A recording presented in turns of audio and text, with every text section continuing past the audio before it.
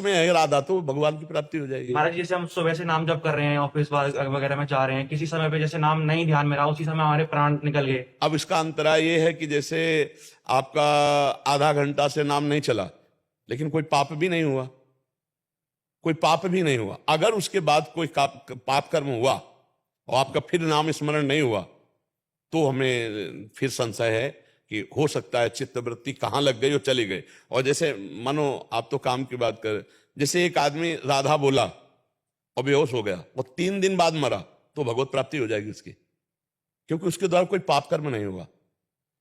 अब काम में जा रहे हैं, हम आधा घंटा किसी काम में रत है और आधा घंटा पहले राधा बोला था और वो काम पाप वाला नहीं है, हमसे पाप नहीं हुआ, तो हमें भगवत प्राप्ति हो जाएगी।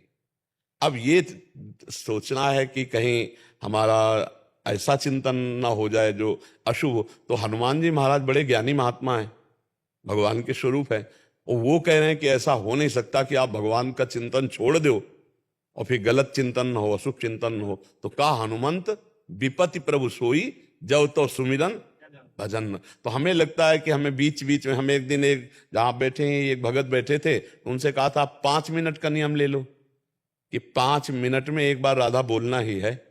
तो ये नियम आपको 24 घंटे भजन कराने लगेगा, क्योंकि एक बार हम बोला राधा, फिर हमें चिंता हो जाएगी कि अगला 5 मिनट में हमें एक बार राधा बोलना है।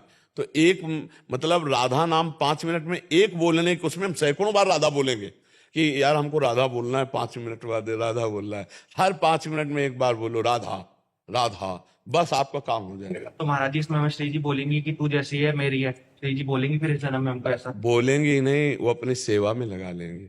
देखो हमारा तुम्हारा कोई स्त्री पुरुष का शरीर नहीं है, ये जो आप देख रहे हो, जो मैं है तत्व है, वो स्त्री पुरुष शरीरधारी नहीं है, वो चैतन्य घन प्रकाश है।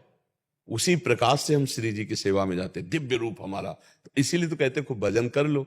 भजन मतलब ये समझो कि आपके पास रुपया है, रुपया, और रुपया बढ़िया है तो होटल में आराम से रुक जाओ, जो आदेश करो वो भोजन मिलेगा, वैसे सुविधा मिलेगी जैसा आपके पास रुपया है। बिल्कुल ठीक ऐसे ही भजन समझ लो आप, जितना भजन करोगे उतना ही आपको सुख मिलेगा। इस जगह अभी आपकी खेती पुरानी चल रही है, तो उसका शुभ और अशुभ का चक्र आएगा, कभी बढ़िया अनुकूलता आ जाएगी, कभी प्रतिकूलता, इसको तो भोगना पड़ेगा। इसमें प्रयोग मत करो भजन का, भजन का प्रयोग करो आगे के लिए, कि हमारा अब जो आगे का समय है वो भगवान की स्मृति में जाए, हमें दुख सुख सहने की सामर्थ्य मिले, और इस जन्म में मैं श्री जी को प्राप्त हो जाऊं।